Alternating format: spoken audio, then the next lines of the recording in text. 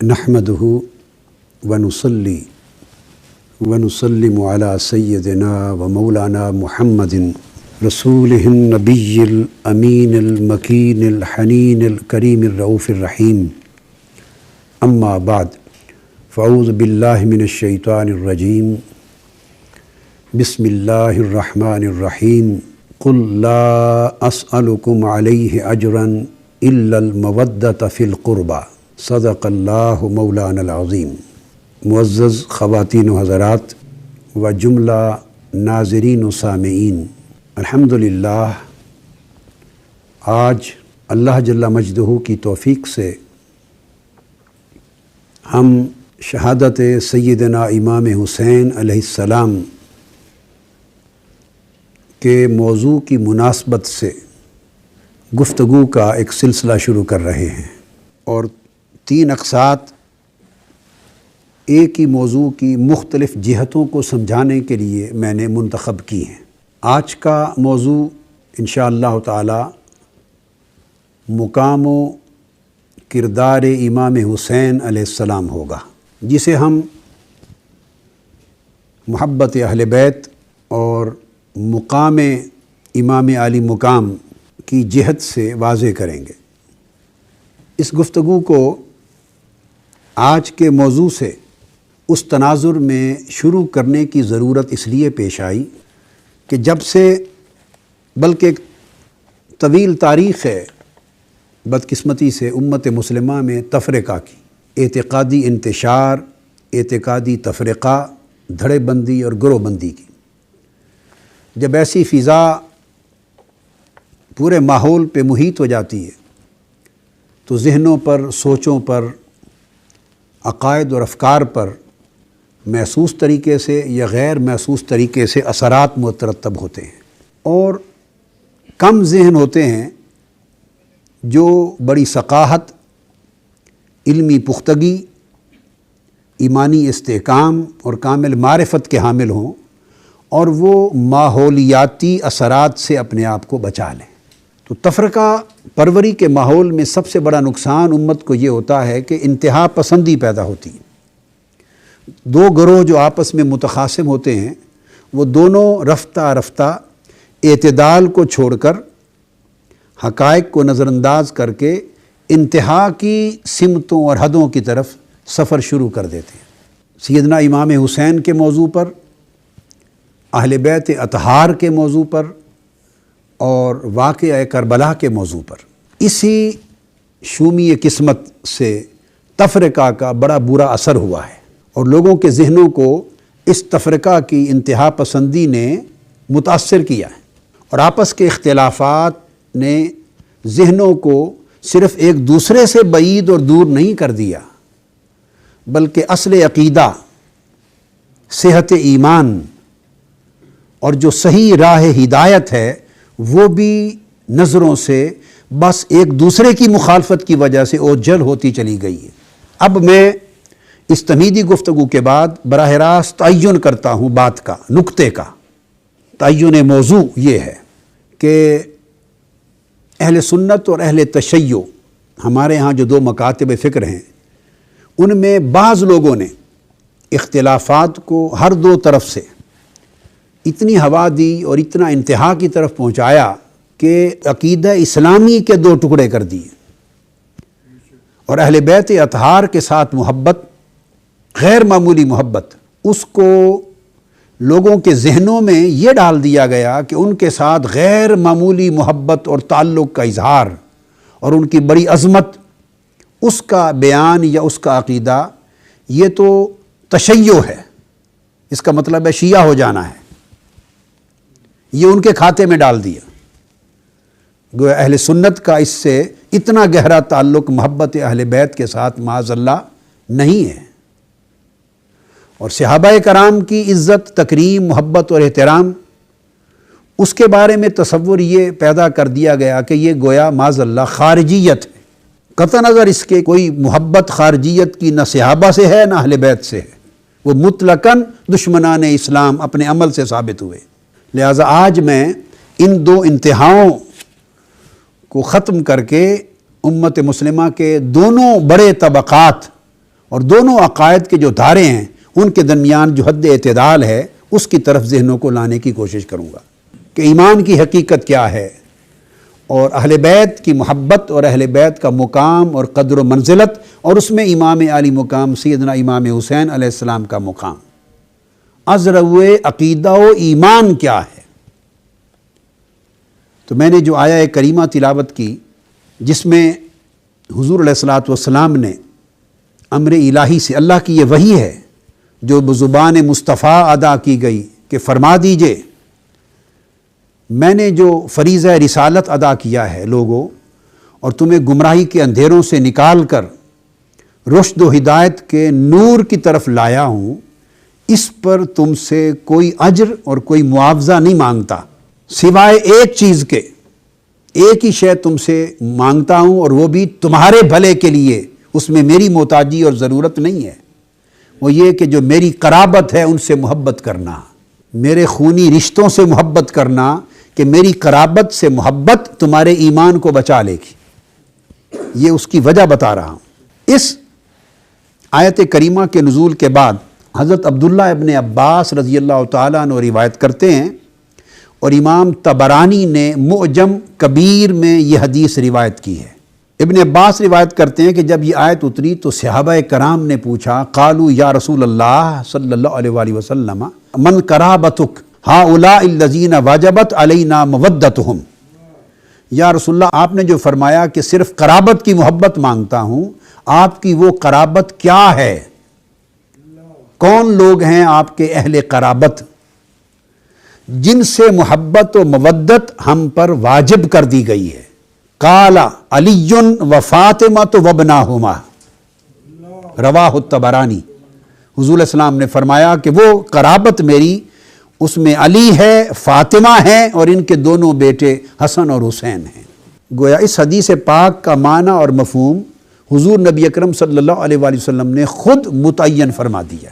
اس پر مفسرین نے مختلف اور آراء بھی دی ہیں، لیکن میں اس حدیث نبوی صلی اللہ علیہ وآلہ وسلم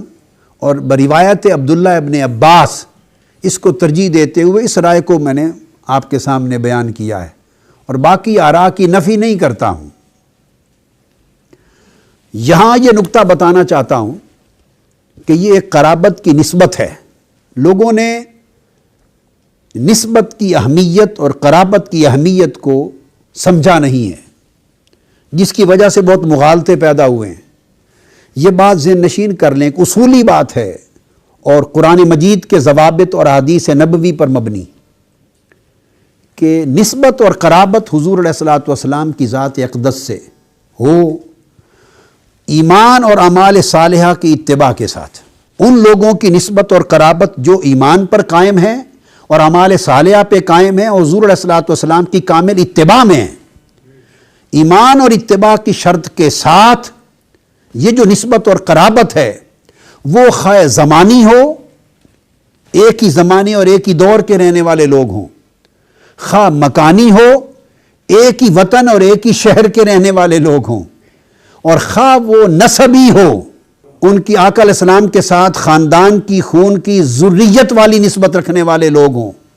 یہ تمام امت مسلمہ اور انسانیت کے تمام طبقات پر ان کو عند اللہ فوقیت، ترجیح اور افضلیت نصیب ہو جاتی۔ آپ دیکھتے ہیں صحابہ کرام قیامت تک کے تمام مسلمانوں پر، خواہ غوث ہیں، قطب ہیں، ابدال ہیں، نجبا ہیں، نقبا ہیں، اولیاء ہیں، ائمہ ہیں، مجتہدین ہیں، محدثین ہیں، مجددین ہیں، جو بھی طبقات ہیں، ان سب پر صحابہ کرام کو جو افضلیت اور فوقیت حاصل ہے، اس کا سبب صرف یہ ہے کہ انہیں حضور علیہ الصلوۃ والسلام کے ساتھ صحبت نصیب تھی اور تعلق زمانی و مکانی نصیب تھا، ایمان اور اتباع کے ساتھ۔ تو اب ایک صحابی جس کو اگر ایک دن بھی اعمال صالحہ کا موقع نہیں ملا، ایمان لایا اور تھوڑی وقت کے بعد وفات ہو گئی، اس کا درجہ بھی قطبوں اور غوثوں سے افضل ہے، چونکہ اس نے ایک ہی وقت میں، ایک ہی زمانے میں، ایک ہی مکان میں حضور کی صحبت حاصل کی، حضور کا دیدار کیا، ایمان اور اتباع تھی، تو وہ سب سے اوپر درجہ بلند پا گیا۔ اسی طرح جو لوگ حضور کے وطن کے ہیں، آج تک اہل مکہ اور اہل مدینہ، اہل حرمین کی نہ صرف آج بلکہ قیامت کے دن تک بھی ان کو امت مسلمہ کے ہر شہر میں بسنے والوں پر فضیلت رہے گی۔ اور حضور علیہ السلام نے فرمایا جس نے اہل مدینہ کو ڈرایا، خوف زدہ کیا، ان کے ساتھ ظلم کیا، اللہ اس کو دوزخ کی آگ میں اس طرح گھائل کر دے گا جس طرح نمک پانی میں گھل جاتا ہے۔ اس کا مطلب یہ تو نہیں ہے کہ باقی شہر والوں پر ظلم کرو، نہیں، کسی سے ظلم کی اجازت نہیں، مگر مدینہ حضور کا شہر ہے، وہ نسبت مکانی ہے، آقا علیہ السلام نے ان کو بلند رتبہ عطا کر دی۔ تو صحیح بخاری اور صحیح مسلم کی متفق علیہ حدیثیں اور بخاری مسلم کے ابواب احادیث کے اس حقیقت پر قائم اور دائم ہیں۔ یہ نسبت زمانی ہے، قرابت زمانی ہے، یہ نسبت مکانی ہے، قرابت مکانی ہے۔ اسی طرح پھر ان سب سے اونچی نسبت اور قرابت نسبی ہے، اگر وہ حسبی بھی ہو، اور حسبی کا معنی ہے کہ ایمان اور اتباع کے ساتھ۔ لہٰذا یہ بتانا چاہتا ہوں کہ محبت اہل بیت ایک عام مسئلہ نہیں ہے، یہ ایمان کا جز ہے۔ اور جو شخص حب اہل بیت کا منکر ہے یا جو دل حب اہل بیت سے خالی ہے، وہ کلمہ طیبہ پڑھنے کے باوجود بھی ایمان سے محروم ہے۔ حب اہل بیت ایمان ہے،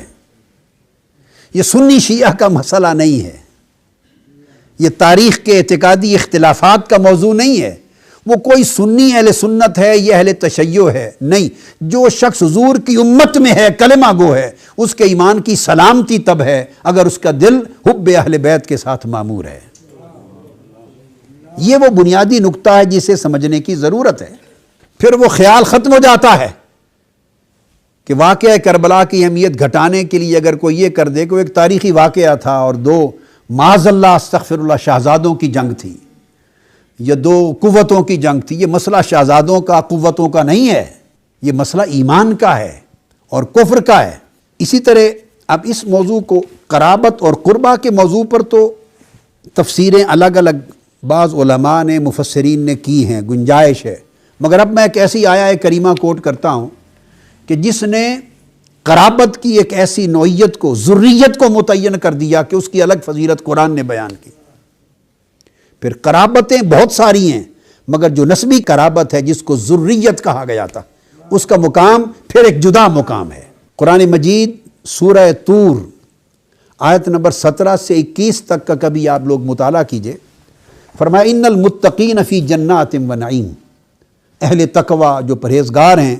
وہ جنتوں میں اور اللہ کی نعمتوں میں بسیں گے۔ پھر آگے جنت میں ان کے احوال و مقامات کا ذکر ہے اور اللہ تعالیٰ کی نعمتوں سے فیضیابی کا ذکر ہے۔ آخری آیت نمبر 21 میں جا کر جو مضمون اللہ رب العزت نے بیان فرمایا وہ یہ والذین آمنوا، وہ لوگ جو خود ایمان لائے، مومن ہوئے، واتبعتہم ذریتہم بایمان،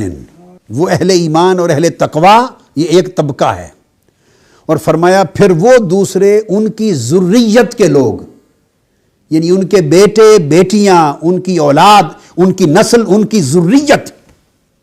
اس میں باقی لوگ شامل نہیں ہیں، وہ جو ان کی ذریت ہے، اولاد جو آنکھوں کی ٹھنڈک ہوتی ہے، جو دلوں کی راحت ہوتی ہے، فرمایا ان کی وہ ذریت جو ایمان پر ہو اور ان کی اتباع کریں، جو دو چیزیں میں نے پہلے بیان کی، ایمان پر ہو اور ان کی اتباع کریں، تو فرمایا الحقنا بہم ذریتہم، ان کے اعمال خواہ اپنے آبا جیسے اعلیٰ اس درجے کے نبی ہوں، کمی بھی ہو، تو الحقنا بہم ذریتہم، ہم جنت میں ان کی آنکھوں کو ٹھنڈا کرنے اور ان کے دل کو سکون دینے کی خاطر ان کی ذریت کو اٹھا کے ان کے درجے کے ساتھ ملا دیں گے۔ جنت کے جس اعلیٰ درجے پر وہ فائز ہوں گے، ہم ان کی ذریت کو ان کے ساتھ بٹھا دیں گے، ٹھہرا دیں گے۔ وما التناہم من عملہم من شیء، ان کو اپ گریڈ کر دیں گے اور ان کے اعمال میں سے بھی کوئی کمی نہیں کریں گے کہ ادھر سے کچھ عمل نکال کے ان کے کھاتے میں ڈال کے ایکول کر دیں، بیلنس کر دیں، نہیں، بیلنس کریں گے، ادھر سے کمی نہیں کریں گے۔ تو یہاں ایک اصول، یہ جو آیت ہے جو میں نے اس کا شرح تفسیر بیان کی، دنیا کا کوئی ایک مفسر کسی مکتب فکر کا بھی اس سے اختلاف نہیں کرتا تفسیر قرآن میں۔ یہ متفق علیہ بات ہے جو کہی قرآن مجید کی تفسیر میں، اس کی تفسیر پر اختلاف نہیں ہے۔ چونکہ قرآن مجید کی نص ہے، یہ کوئی شرع نہیں ہے۔ تو اللہ رب العزت نے یہ کہا کہ چونکہ ذریت اگر ایمان اور اتباع کے ساتھ ہو تو وہ والدین کی آنکھوں کی ٹھنڈک ہوتی ہے، دل کی راحت ہوتی ہے، ان کی جان کا سرور ہوتی ہے، آنکھوں کا نور ہوتی ہے، انہیں خوش دیکھ کر ماں باپ کے دل ٹھنڈے ہوتے ہیں، یہ ایک فطری عمل ہے۔ تو ذریت اگر ان کی اتباع پر ہو، پیروی پر ہو، ان کے نقش قدم پر ہو، ان کی راہ پر ہو، اور اہل ایمان ہو، یہ خوبیاں ہوں اور عمل صالح کریں، بھلے عمل میں ان کے درجے کے برابر نہیں پہنچ سکے تو ان کی خوشی کی خاطر جنت میں ان کے ساتھ ملا دیں گے۔ یہ پریولیج اسلام میں کسی اور طبقے کو نصیب نہیں ہوا، قرآن مجید ہے، الحم سے والناس تک پڑھ لیں، یہ پریولیج، یہ اعزاز، یہ امتیاز، یہ تخصیص اللہ رب العزت نے کسی اور کو نہیں دی، یہ حق ذریت کا رکھا ہے۔ تو ذریت کی یہ تخصیص جب قرآن نے بیان کر دی ہے تو کسی کلمہ گو کا حق کیا ہے کہ وہ ذریت کی اہمیت اور عظمت سے انکار کرے یا اس میں کوئی ذہن میں شک و شبہ رکھے۔ یہ صرف شکوک کی گرد ہے، لوگوں کے پاس علم کی گہرائی نہیں، پختگی نہیں، وسعت نہیں، تھوڑا سا پڑھ کے اسے کل سمجھتے ہیں اور ایک انتشار فکری پیدا کر دیتے ہیں۔ لہٰذا اس چیز کو ذہن میں رکھتے ہوئے بنیادی بات، اب میں نے عرض کیا کہ چونکہ ذریت اور پھر اہل بیت، حضور نبی اکرم صلی اللہ علیہ وآلہ وسلم جب آیت کریمہ اہل بیت کے لیے اتر گئی تو 6 ماہ تک حضور علیہ السلام کا معمول یہ تھا کہ 6 ماہ تک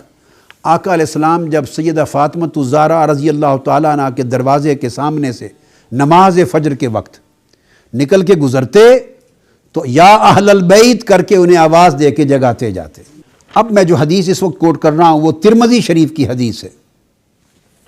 ترمذی شریف کی۔ سنن ترمذی میں حضرت عمر بن ابی سلمہ روایت کرتے ہیں،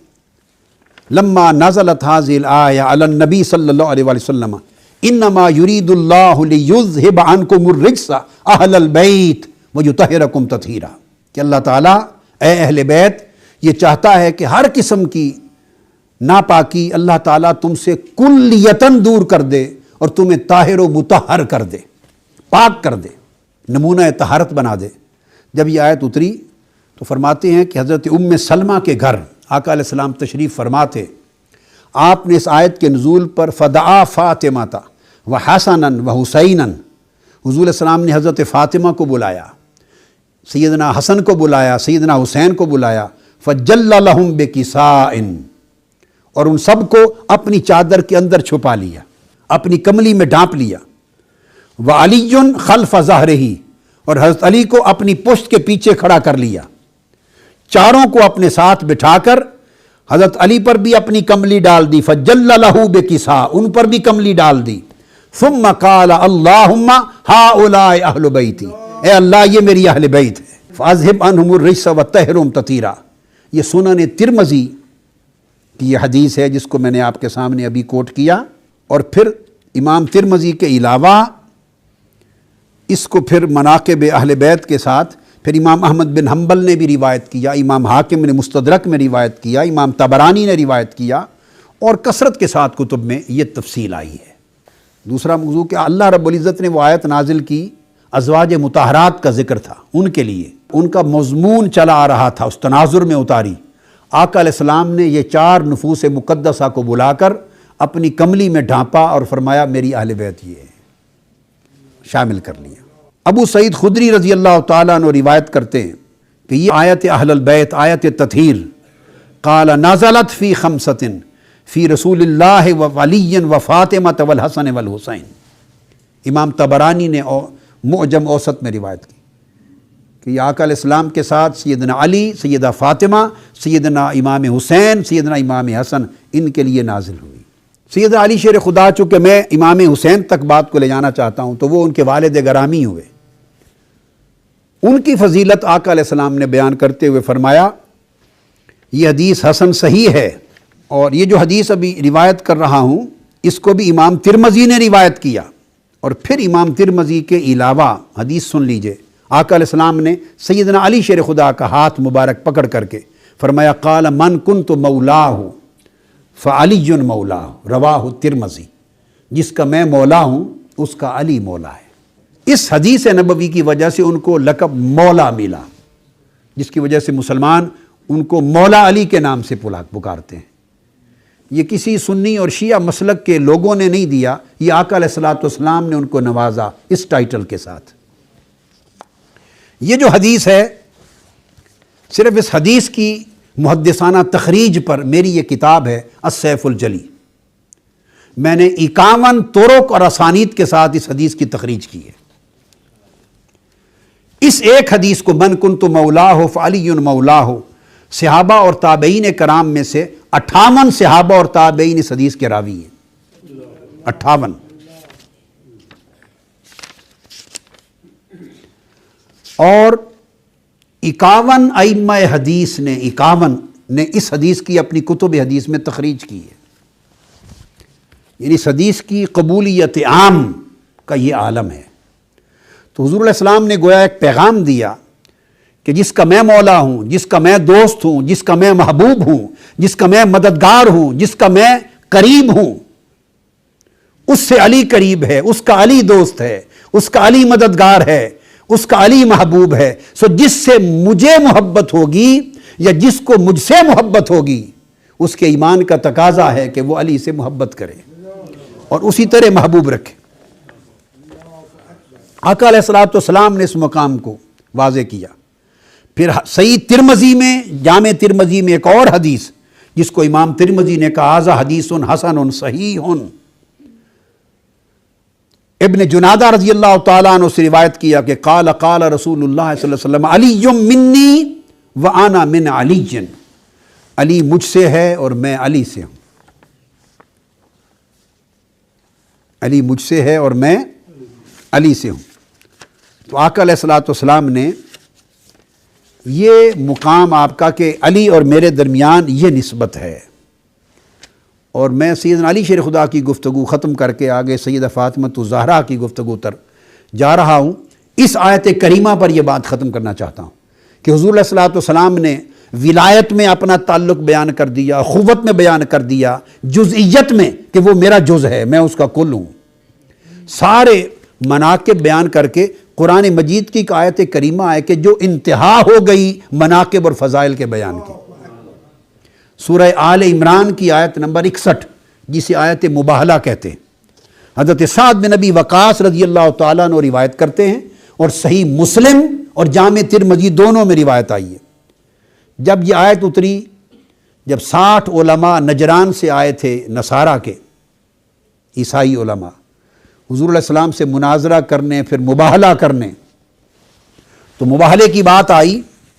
تو آیت اتری تو حضور علیہ السلام نے ان سے فرمایا آؤ مباہلہ کرو، یعنی اللہ کی بارگاہ میں ہم اپنے حق اور سچ ہونے کا اعلان کرتے ہیں، یہ ایک طریق ہے، شرع میں تفصیل میں نہیں جا رہا، مباہلہ کریں۔ تو آپ نے فرمایا قرآن مجید کی آیت فقل، اللہ پاک نے فرمایا تعالوا ندعو ابناءنا وابناءکم ونساءنا ونساءکم وانفسنا وانفسکم، آؤ ہم بلاتے ہیں اپنے بیٹوں کو، تم اپنے بیٹوں کو لے آؤ، میں اپنی بیویوں کو، عورتوں کو لاتا ہوں، تم اپنی عورتوں کو لاؤ، اور ہم اپنی جانوں کو لاتے ہیں، اپنی جانوں کو، تم اپنی جانوں کو لاؤ۔ 3 کیٹیگریز بیان کی، اور تینوں کیٹیگریز میں کیا کہا؟ جب فرمایا ندعو ابناءنا و ابناءکم، جب یہ فرمایا تو حسن اور حسین دونوں کے معصوم بچے تھے، انگلیاں ہاتھ میں پکڑ کر ان کو فرمایا ندعو ابناءنا و ابناءکم، یہ ہمارے بیٹے ہیں، تم اپنے بیٹے لے آؤ۔ جب فرمایا نساءنا و نساءکم، اپنی عورتیں لاتے ہیں، تو سیدہ فاطمۃ الزہرا کو باپردہ ساتھ لے لیا، تم فاطمہ کے مقابلے میں اپنی کوئی عورت لاؤ۔ جب فرمایا انفسنا، اپنی جانوں کو لاتے ہیں، تو اپنی جان کے ساتھ اپنی جان اور مولا علی المرتضیٰ کی جان ملا دی۔ تو یہاں قرآن مجید میں سیدنا علی شیر خدا کو، نفس علی کو مشابہت دے دی حضور کے فیض کی وجہ سے، حضور کی توجہ کی وجہ سے، اس مکانت و منقبت کے باعث کی انفسنا میں شامل کر دیا۔ تو معلوم یہ ہوا کہ ان کی ذات اقدس سے جو محبت ہے وہ نفس محمد سے محبت ہے صلی اللہ علیہ وسلم، نفس اہل بیت سے محبت ہے، یہ ایمان کا مسئلہ۔ اب یہی مقام سیدہ فاطمۃ الزہرا رضی اللہ تعالی عنہا کا، کچھ حدیثیں تو میں بیان کر چکا اہل بیت کے تذکرے سے، اور ایک چادر میں چھپا کے ان کو اہل بیت کہنا، یا ہر نماز کے بعد نکلتے ہوئے اہل بیت کو آواز دے کے جانا، یہ تو بیان ہو چکی۔ اب سیدہ فاطمۃ الزہرا رضی اللہ تعالیٰ عنہ کی شان میں ایک حدیث میں بطور خاص بیان کرنا چاہتا ہوں۔ پوری کتاب ہے، میں نے اس میں کوئی 102 احادیث سیدہ فاطمۃ الزہرا کے مناقب میں احادیث جملہ کتب سے تخریج کی ہیں، بیان کی ہیں، الدرۃ البیضاء۔ لیکن اس وقت جس حدیث پر میں توجہ دینا چاہتا ہوں وہ ایک عجیب مضمون ہے۔ آقا علیہ الصلوۃ والسلام نے فرمایا، مسور بن مخرمہ راوی ہیں اور صحیح بخاری کی حدیث ہے، اور بخاری شریف میں 1 سے زائد مقامات پہ آئی ہے، مسلم شریف میں آئی ہے، مصنف ابن ابی شیبہ میں آئی ہے، طبرانی میں، حاکم میں، بہقی میں، دیلمی میں، اور کثرت کے ساتھ ہماری دیگر کتب حدیث میں یہ حدیث روایت ہوئی ہے۔ میں نے اپنی کتاب میں صرف اس حدیث ایک کی، جسے اب میں کوٹ کر رہا ہوں، اب پڑھ رہا ہوں، 66 کتب حدیث کے حوالے دیے ہیں، 66 کتب حدیث کے۔ ابھی میں جو حدیث پڑھنے والا ہوں، اس حدیث میں نے اپنی کتاب صفحہ 35 پر الدرۃ البیضاء پر، حضور علیہ السلام نے فرمایا، ان رسول اللہ صلی اللہ علیہ وسلم قال فاطمۃ بدعۃ منی فمن اغضبها اغضبنی، فاطمہ میری جان ہے۔ اب اس کی شرح میں کروں گا، ترجمہ کیا جاتا ہے فاطمہ میرے جسم کا ٹکڑا ہے۔ جسم کا ٹکڑا کہنے سے سیدہ فاطمۃ الزہرا کی کوئی نمایاں فضیلت کا اظہار نہیں ہوتا، ہر بیٹی باپ کے جگر کا ٹکڑا ہوتی ہے، ہر بیٹی باپ کے جگر کا ٹکڑا ہوتی ہے، تو یہ کوئی نمایاں فضیلت نہیں۔ اس کا معنی عرض کرتا ہوں، میں نے ترجمہ کیا اس کا کہ فاطمہ میری جان ہے، یا فاطمہ میں میری جان ہے۔ جس نے اسے ناراض کیا اس نے مجھے ناراض کیا۔ اب یہاں جو چیز سمجھنے والی ہے، یہ حدیث 3 مختلف الفاظ کے ساتھ روایت ہوئی ہے، بخاری میں، مسلم میں، ترمذی میں، کتب حدیث میں۔ ایک مقام پر فرمایا آقا علیہ السلام نے بدعۃ منی، جو میں نے پڑھ دیا۔ دوسرے مقام پر حضور نے فرمایا مدغۃ منی۔ تیسرے مقام پر فرمایا فاطمہ تو شجنۃ منی۔ 3 لفظ ہیں، تینوں ہماری کتب حدیث میں روایت میں ہیں، ان کا معنی سمجھنا ہے۔ جب فرمایا بدعۃ منی، بدع کہتے ہیں ایک عدد کے لیے استعمال ہوتا ہے، اور 3 سے لے کر 9 تک، 10 کی اکائی ہونا 10 کی، تو 3 سے 9 تک کا جو عدد ہے اس کے لیے بدع کا استعمال ہوتا ہے، اور قرآن مجید میں اکثر مقامات پر بدع یا بدع کا لفظ 7 کے لیے استعمال ہوا ہے۔ سورہ یوسف میں ہے فَلَبِثَ فِي السِّجْنِ بِضْعَ سِنِینَ، وہ جیل میں 7 سال رہے۔ مفسرین اس کی تصریح کرتے ہیں کہ 7 سال رہے۔ دوسرے مقام پر قرآن مجید میں آیا ہے سورہ روم میں سَيَغْلِبُونَ فِي بِضْعِ سِنِینَ، وہ بضع سنین میں غالب آ جائیں گے، 3 سے 9، اور وہ 7واں سال تھا جب روم پر غالب آئے۔ تو 10 میں سے 7 کو قرآنی استعمال کے مطابق بدع اور بدع کہا ہے، اور 10 میں 7 کا تعین کریں تو یہ 2/3 بنتا ہے۔ 3.5 1 تہائی 10 کی، پھر 3.5 دوسری تہائی، تو یہ بن گیا 7، 3.5 اور ہو تو 9.5 لگ بھگ۔ تو 7 کا عدد 10 کی اکائی میں 2/3 بنتا ہے، 2 تہائی۔ تو آقا علیہ السلام کا فرمان فاطمہ تو بدعۃ منی کا معنی یہ ہے کہ میری 2 تہائی جان تو صرف فاطمہ الزہرا ہے۔ یعنی لوگوں فاطمہ سے اتنی محبت کرو کہ میری 2 تہائی جان صرف فاطمہ ہے، صرف فاطمہ ہے۔ دوسری حدیث جو میں نے عرض کیا وہ آیا ہے لفظ مدغہ، فرمایا ان فاطمہ بنت محمد مدغۃ منی، فرمایا فاطمہ بنت محمد صلی اللہ علیہ وآلہ وسلم، فرمایا ان فاطمہ مدغۃ منی، میرا مدغہ ہے۔ مدغہ عربی میں قطعۃ لحم، گوشت کے ٹکڑے کو کہتے ہیں۔ اب گوشت کے ٹکڑے سے وہ جو بدع اور بدع کا معنی کر چکے وہ تخصیص نہیں بنتی۔ پھر لغت کی کتابیں اٹھائیں، آپ صحاح کو دیکھیں، تہذیب اللغہ کو دیکھیں، لسان اور عرب کو دیکھیں، ہر امام لغت نے لکھا ہے کہ انسان کے دل کو مدغہ کہتے ہیں، قلب کو، دل کو مدغہ کہتے ہیں، اور اس معنی کی تائید حدیث پاک سے ہے جو بخاری شریف میں بھی ہے۔ فرمایا ان فی الجسد مدغۃ، کہ جسم کے اندر ایک مدغہ، ایک ٹکڑا ایسا ہے اگر وہ اچھا ہو جائے تو پورا جسم اچھا ہو جائے، اگر وہ فساد انگیز اگر بگڑ جائے تو پورا جسم بگڑ جائے۔ فرمایا الا وہی القلب، وہ مدغہ دل ہے، تو مدغہ کو دل کہتے ہیں۔ تو اس معنی کی روح سے سیدہ فاطمہ الزہرا کو فرمایا حضور نے کہ فاطمہ میرا دل ہے۔ اور ویسے بھی قرآن مجید میں ہے فَخَلَقْنَا الْعَلَقَةَ مُدْغَةً فَخَلَقْنَا الْمُدْغَةَ خَلَقْنَا الْمُدْغَةَ عِظَامًا فَكَسَوْنَا الْعِظَامَ لَحْمًا، کہ ہم نے علقہ بنایا، علقہ سے مدغہ بنایا اور مدغہ سے عظام بنایا۔ تو مدغہ اس وقت حدیث پاک میں آتا ہے کہ جب مدغہ بنتا ہے ماں کے رحم میں بچہ، علقہ سے مدغہ ایک نیکسٹ سٹیج ہے، جب وہ لوتھڑا بنتا ہے اور گوشت کا ٹکڑے کی مانند بنتا ہے اس کی مانند، تو مدغہ وہ چیز ہے جس میں اللہ فرشتے کو دے کے روح پھونکتا ہے، مدغہ میں روح ڈالی جاتی ہے۔ تو گویا مدغہ وہ ہے جس میں روح ڈالی جائے، تو بالفاظ دیگر مدغہ دل بھی ہوا، مدغہ جان بھی ہوا۔ تو اس حدیث کی روح سے حضور نے فرمایا لوگو فاطمہ میرا دل و جان ہے، دل بھی ہے جان بھی ہے۔ اور یہ بات اب آپ کی سمجھ میں آ جائے گی کہ یہ بنیاد سیدہ فاطمہ الزہرا کی ذات پہ کیوں رکھی گئی، انہیں اتنی اہمیت کیوں دی گئی۔ اور تیسرے مقام پر فرمایا فاطمہ تو شجنۃ منی یبسطنی ما بسطہا ویقبضنی ما قبضہا۔ مسند امام احمد بن حنبل کے فاطمہ میرا شجنا ہے، شجنا، جو اسے خوش کرے اس نے مجھے خوش کیا، جو اسے ناراض کرے اس نے مجھے ناراض کیا۔ اب تہذیب اللغہ اور صحاح اور لسان العرب کل لغت کی کتابیں دیکھیے تو شجنا کسے کہتے ہیں؟